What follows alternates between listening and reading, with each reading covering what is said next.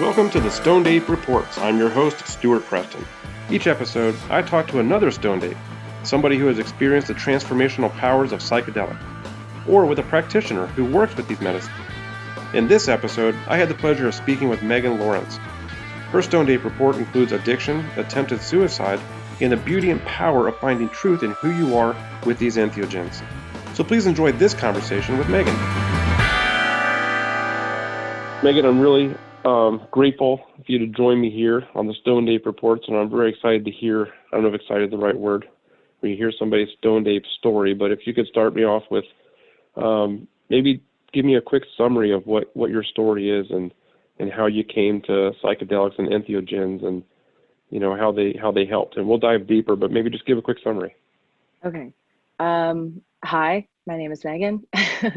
My story Hi, is Megan. something I've been trying to unpack now for the past, I would say, 4.5 years.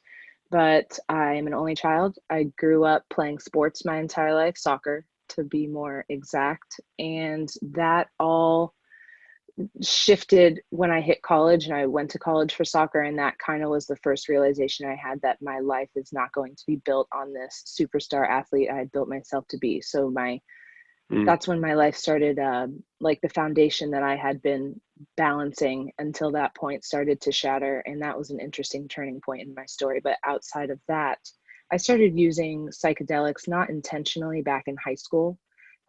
Drugs have always been around me growing up, something I've observed, something I just also acquired a liking to. It made me feel something. And that was something I was desperately always seeking growing up. Were Mm-hmm. just also, and the experiences that I craved after a while just became more and more intense. But when it comes to psychedelics, though, even though the intention wasn't there, now that I look back in hindsight, those medicines they've always just really moved within me well. Like I was able to direct my experience and always take something very profound from it, regardless if that was what I went into it with. I mean, nowadays when I go to use those substances, and I don't like calling them drugs because it's such a limiting word, but Right. when I go to use them nowadays, it's with full intention, set and setting, just really gaining something from the experience and not using it to get outside of myself, but to see the world in the way that it's meant to be seen.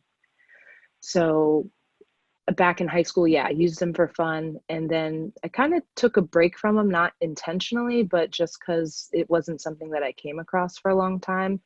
Then I had another like really deep experience in my college years. And they've kind of just recently entered my life more frequently in the past 2 to 3 years, I would say.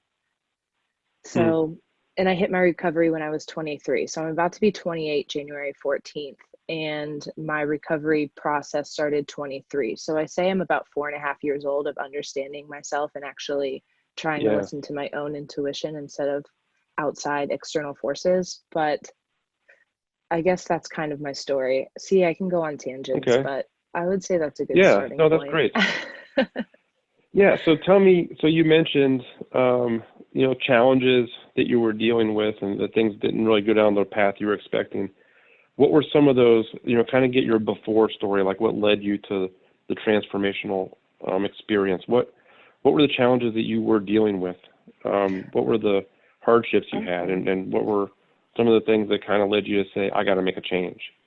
Okay. Yeah. College was really that place where, aside from me getting an education, it was truly just learning myself and some of the darkest parts of me. It was the first time that Mm. I had really felt free, just because I was no longer underneath like my parenting and just in that type of household. So the first time I just stepped into college, it was like, oh wow, I'm going to live it up. And I did that through I mean, but I always excelled off of like being the good student, being the good athlete. So I found this good balance of self-destructiveness as well as performing well in school, because that's what I've always done, and doing my best to perform in soccer. But my experience with soccer in college really started to shatter because it was the first time that it was no longer for a passion. It felt like a job. Being my coach didn't Mm. see eye to eye. And it was the first time where I was like, this thing that I've been doing since the age of 4 is now something that's causing like deep sadness within me. And I think just recklessly acting out after that. I played all through college up until my junior year. I eventually got kicked off the team just from just certain addictions. There's certain moments in my story where I ended my relationship with certain substances. That was amphetamines back in college. I had never really discovered Adderall up until that point, but it became more than that. It was anything that would get my heart rate going, I would swallow or snort. So I got arrested when I turned 21 from a DUI. And that was the first rock bottom where I was like, something's got to end. So I ended my relationship with amphetamines. But the drinking stopped temporarily, and then it picked up with full speed after that for about another 2.5 years. And there was just a lot of toxic relationships within that time. There was also just me. I just wasn't understanding myself and where I was acting from. And then it wasn't until my last rock bottom, which was I had a suicide attempt. And that was truly, I had 3 days of laying in a hospital bed of just staring at a wall and realizing that I'm not living life the way that I'm meant to be living it.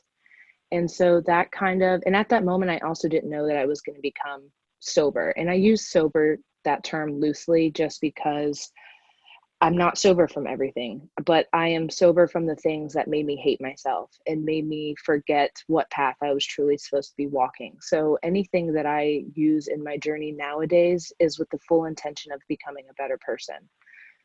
So after the suicide attempt, it really just became I don't know, just me really wanting to get to the bottom of why I got to that type of bottom.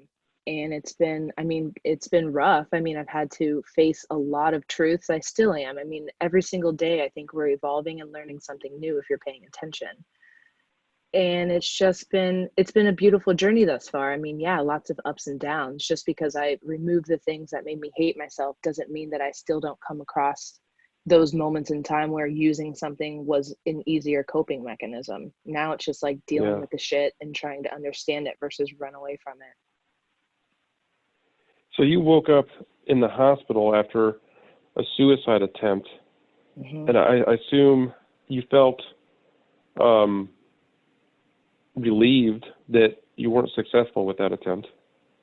Yeah, it was definitely there was something greater than myself making sure that I, lived this life with more of an intention and more of a reason, just because I have always been a positive person to the outside world. I got really good at compartmentalizing and never letting anyone see that I was in pain, because that was a survival tactic for me growing up. So I got really good at pushing things down, but there's only a matter of time before that erupts. You can't do that your whole life, or life's going to keep remembering and reminding you that you need to learn some things about yourself if you truly want to live in love and gratitude and all of those positive emotions. And so you mentioned that you would use psychedelics in maybe a social atmosphere and when you were younger. What made you consider them as more of a healing medicine in your own recovery moving forward? How did you come to these entheogens as part of your recovery? I think because of my experiences with them prior to my intention setting uses, I did see the benefit of them, and I consume and take in so much information on psychedelic science and just other people's experiences with them. I mean, it's very much a passion of mine. It's something that I'm very interested in, and I think it is going to be a life-changing medicine for generations to come if we don't fuck it up like we did in the 60s. But I really think we're just in a good place now. So I think with my experiences prior to that and the information that I have acquired on the matter, it was really an easy decision for me to use them in a medicinal way. I mean, right when my recovery process started was when ayahuasca really became, it just started coming up in more conversations, and it was something I started considering. And I finally took that experience last year, and it was beautiful. It was absolutely what I needed. I went at the right time because I had also done 4 years at that time of inner work on myself. So it was just, that was a really big, I mean, there's Megan before Peru and there's Megan after Peru. So, Hmm. and then, I mean, I've always had a relationship with psilocybin. And then I also like to include, yeah, acid and MDMA, I think is, I mean, if it's the good kind, it's got to be like pure because other stuff can just be Right. so bad. Yeah, people, obviously everything we promote here is do it legally, find legal ways to do it, but in any circumstance, make sure you're testing anything that you Yes. have out there, because there's a lot of stuff out there that can end up being very dangerous. Yes, I agree.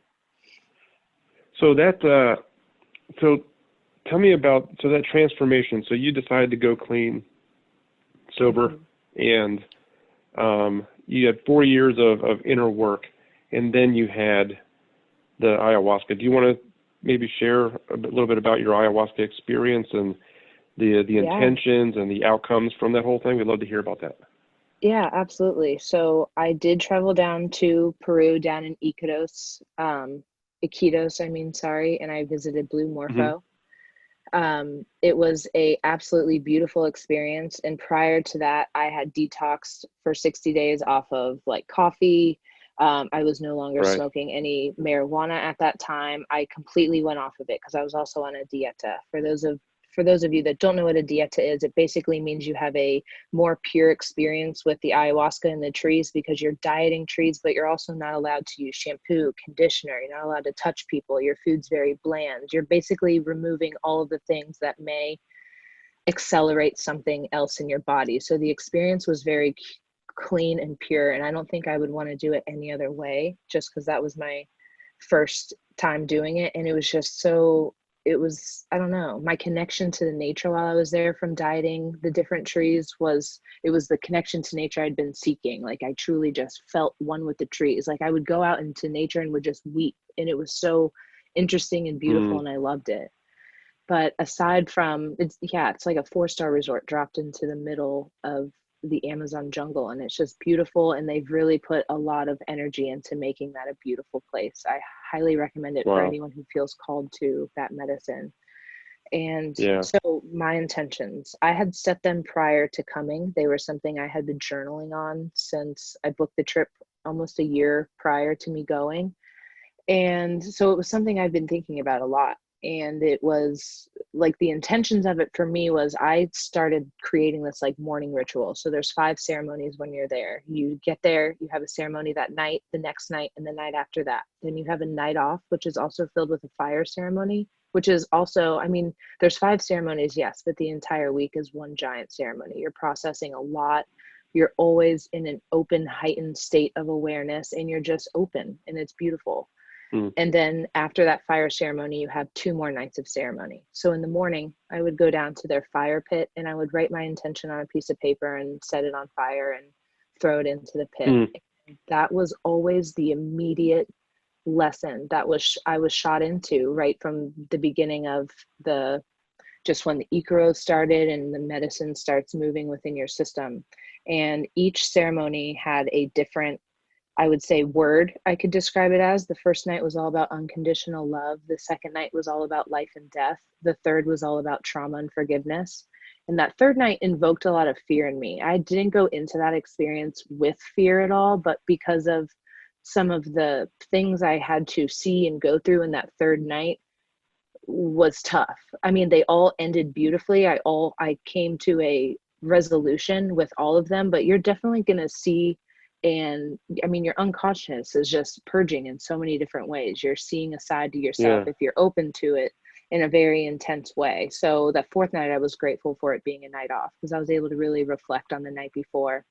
My fourth night ceremony was all about being in my body, just focusing more on that, stop being in my head so much. And then the fifth night, I didn't necessarily set an intention, but I wrote on my paper, just show me all the colors that the world has to offer. And that night Mm. ended up being all about creativity.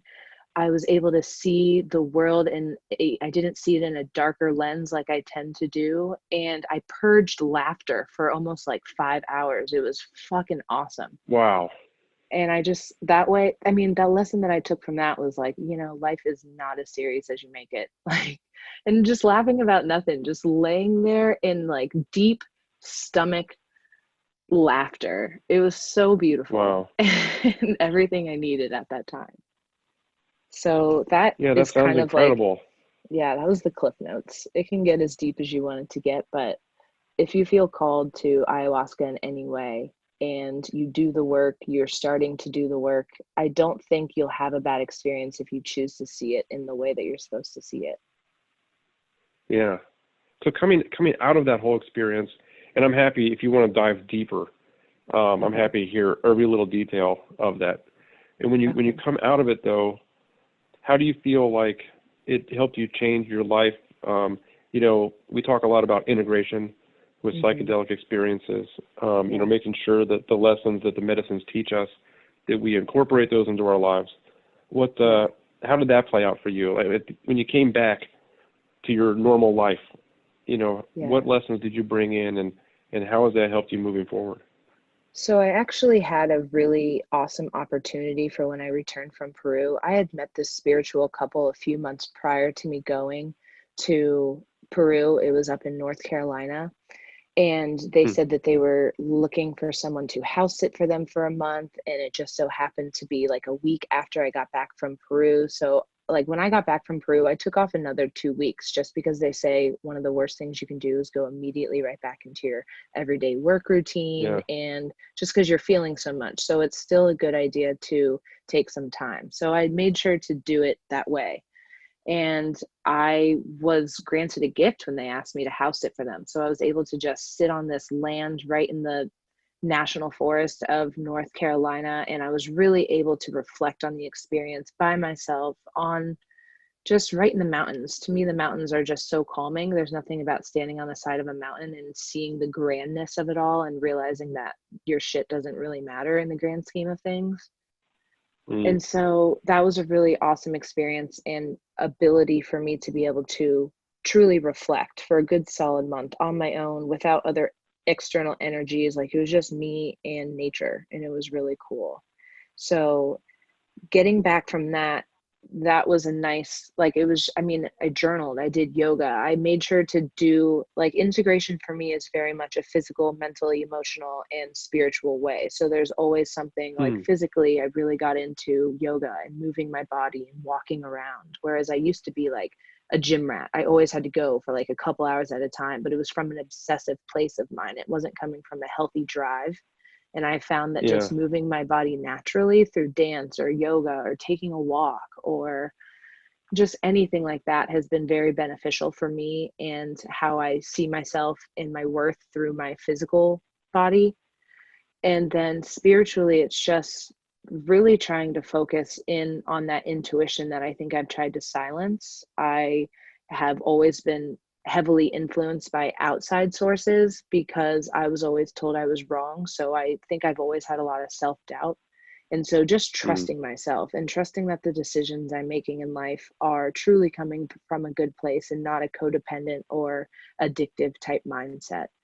And then mentally, I mean, mentally for me is the most important. If I don't clear things out of my head or read or write or just get them out, then it's just noise in my head. But if I sometimes, I mean, if I don't have someone to integrate with, I'll talk out loud because I'm able to hear myself more clear. Things stick in a little bit more when I say it out Mm-hmm. loud. It's like a different level of accountability.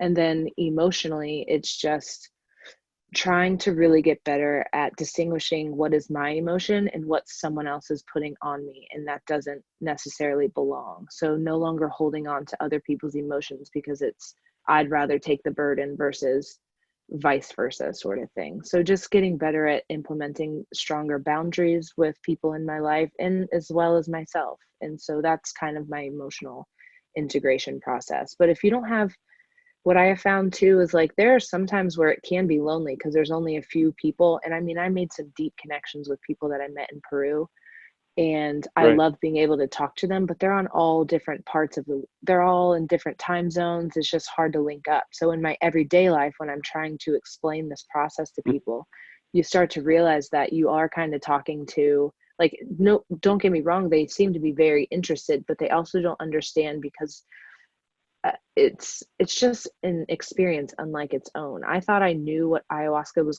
going to kind of be like just from me listening to so many other people's testimonials and that sort of thing, and you just truly have no Yeah. idea because it's always you and your unconscious mixed with ayahuasca. You can listen to someone else's story, but you don't have the perspective that they do. That's impossible because we all have our own perspective, but I also think that that's what makes us all so unique and awesome.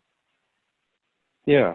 And when you're talking to people who have not gone through this experience, Mm-hmm. it's funny how you mentioned that it's hard to talk to them. There's not as many people. Have you had to deal with anybody reacting to the kind of the quote stigma of psychedelics and drugs and some of the old things that came out of the 60s? Have you had that kind of response when you try to talk to somebody about it? The only people I've had that response from are my two parents. And that was an interesting experience in and of itself because when I decided to tell them that I was making that choice to go to Peru, I provided them with all of the information they may possibly want to need or read just to feel some sense of safety in the matter. But to me, it was just Yeah.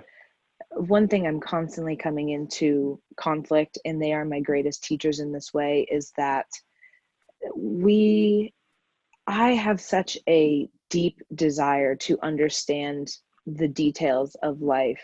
And to them, that I have found has been very challenging just because they don't understand my need for always needing to go as deep as I can go. And I used to feel a lot of shame about being that way, but as I get to know Mm. myself more and more, that's one of my favorite things about me is, I mean, I can do the small talk thing. I work for a corporate company. I have been doing that for 5 years. I know how to do small talk, but am I enjoying it? No, Mm. I don't think that No. type of conversation is beneficial for anyone. It's beneficial if you have social It's anxiety and you just need to like get out of something, but yeah. and I very much experience that all the time, but it's typically small talk that triggers social anxiety for me. Like, tell me who you are. I want to Mm. get to the depths. What led you to this moment, this conversation? Tell me about your perspective. And I think that that can just challenge my parents a lot because there isn't an off switch with it. So, Mm. but it's interesting. I'm learning to see that there's an audience for everything. And I'm very good at, I mean, I've been studying people my whole life. It's been a passion since the day I was born. It was like I was shot into this universe with a desire to just know everything. But I like Yeah. that about myself now. Yeah. Yeah. No, I love that. So how are your parents doing these days? Have they kind of come around? Are they getting it? Definitely, they definitely have. My mom was the one who picked me up from the airport, and she said right away, she's like, there really is a different lightness about you. She even made the joke like, man, maybe I should go down to Peru, which would be great. I would love for her to do that, but I do not think she's ready for that experience in this lifetime. And I think she knows that Yeah. too. She would never make that journey. Yeah. And I always tell people, because like I would love to do that with my sister, Hmm. and I know that she sees it with a giant capital stigma. And Yeah, it's a kind of thing that I never ever tell anybody to do these entheogens. I say you got to come to it in your own path. But absolutely. sometimes, like you said, you can sometimes see like, wow, this could really be beneficial. And I also hear, like, I'm an older person, I'm 51. I hear of even older people that are starting to do this. I got surrounded by a bunch of people at the plant medicine conference, all other gray hairs like me, asking, how do you do this? How do you get started? What can we do? And so it's interesting that even the older generation is starting to look to the benefits of these entheogens. Yeah. I think we are Yeah. living in a beautiful time where people are really starting to open up to the potential of what these medicines hold. And if done correctly in the set and setting and in the right space, I just think a lot of people could just go through their pain in a gentle way. Like that's what I love about Yeah.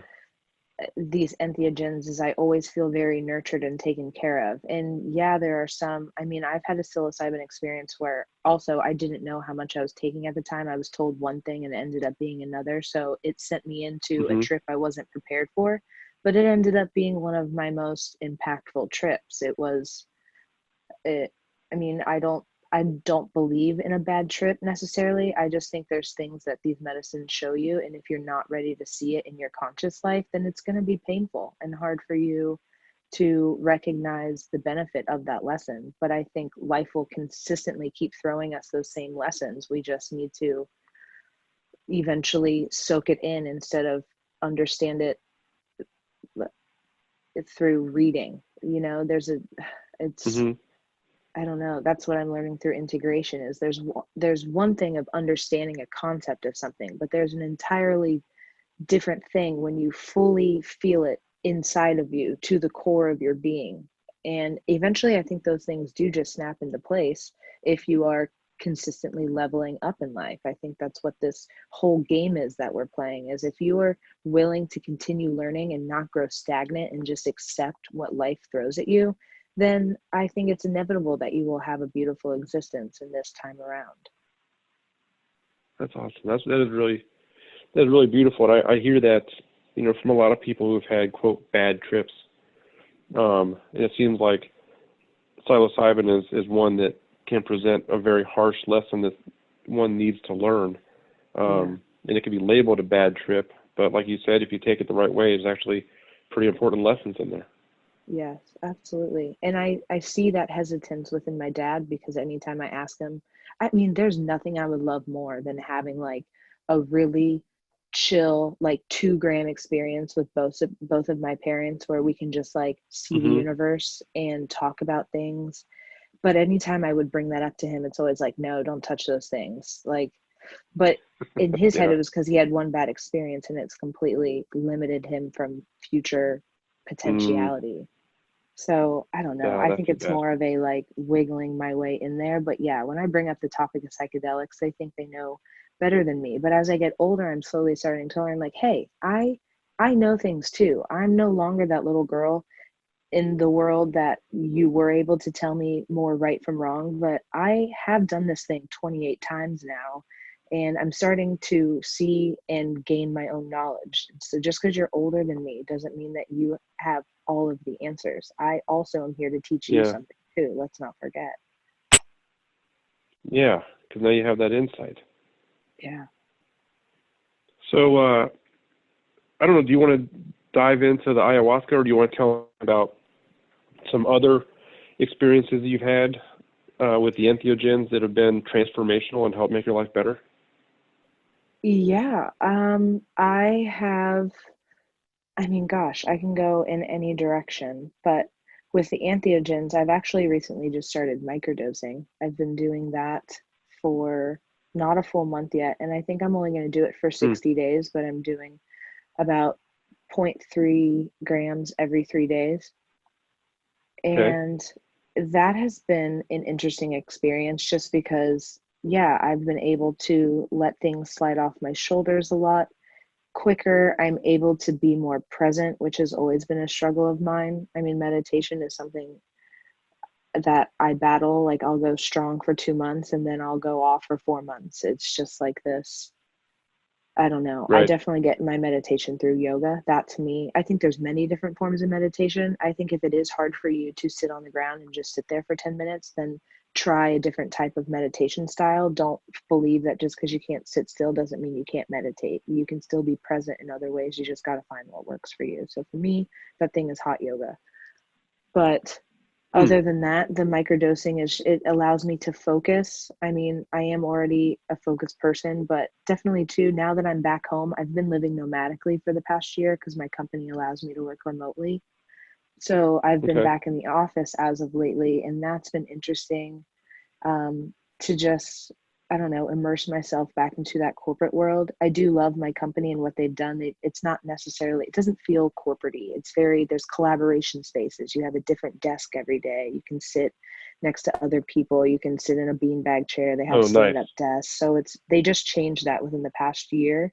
So I love that. So it's been helping me. It's been interesting being around these relationships that have become so online for me in the past 3 years. So that has been an interesting experience. I mean, it's just really allowing me to let go of some of the stuff I tend to hold on to harder.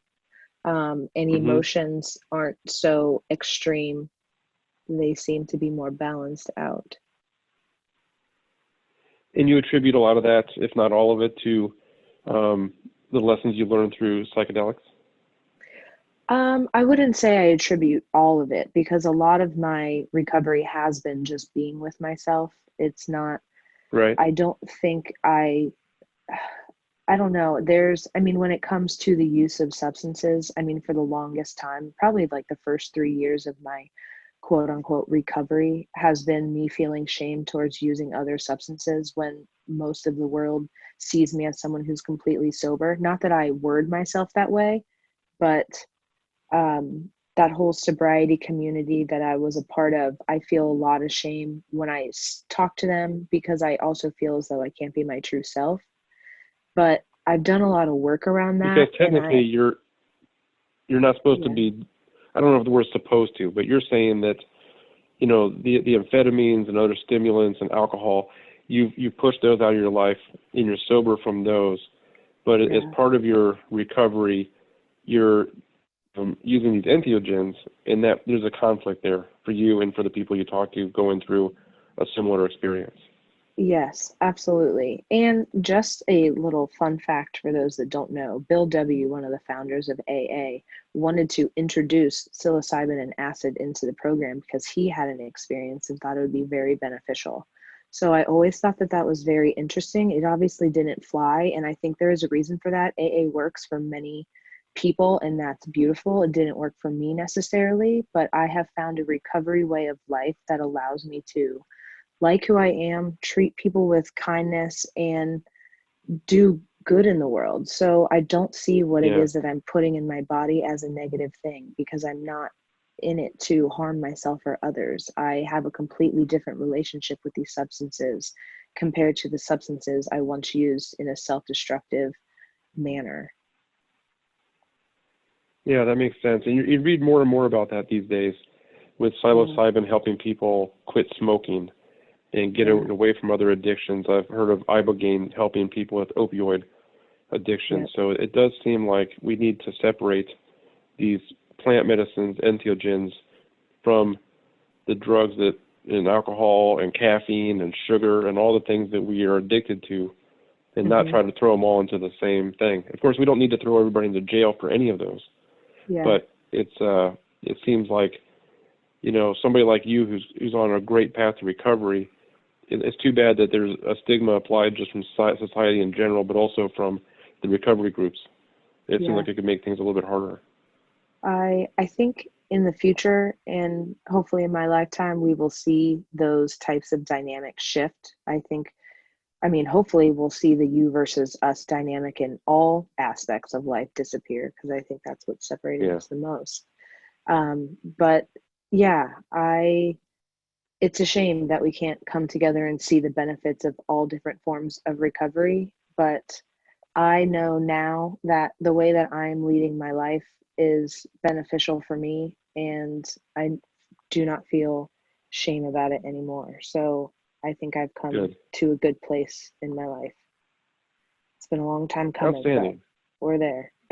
Yeah, yeah, good for you. And so I guess that's a good note. So what would you say, as kind of maybe a wrap up, or we can dive more into more details if you like, but when talking about psychedelics and entheogens, what would you say the key outcome has been for you, and how important have they been, in your transformation from all um, the stuff you were dealing with before to today?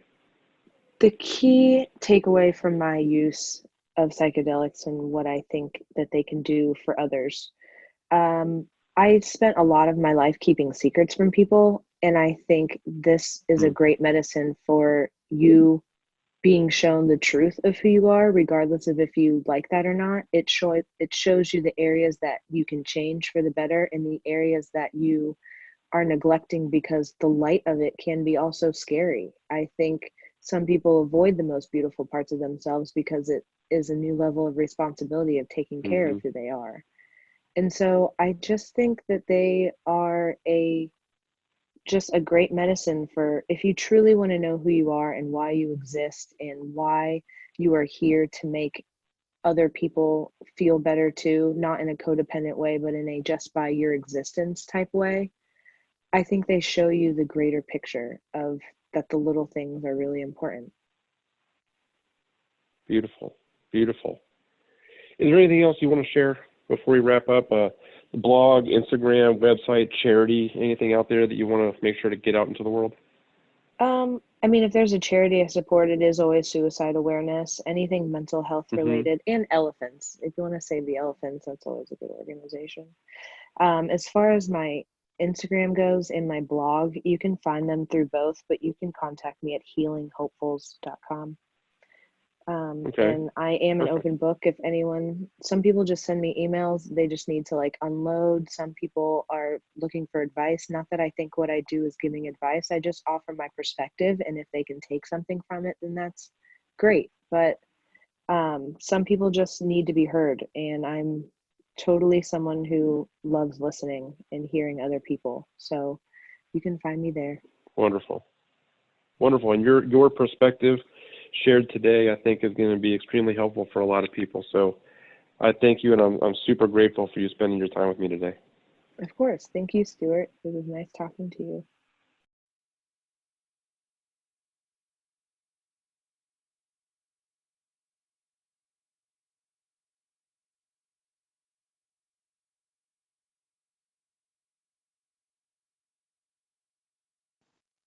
That concludes this edition of the Stoned Ape Reports. Thank you for listening. Please follow us on Instagram at Stoned Ape Comedy and subscribe to our newsletter at www.stonedapecomedy.com. Again, thanks for listening and catch you next time, Stoned Apes.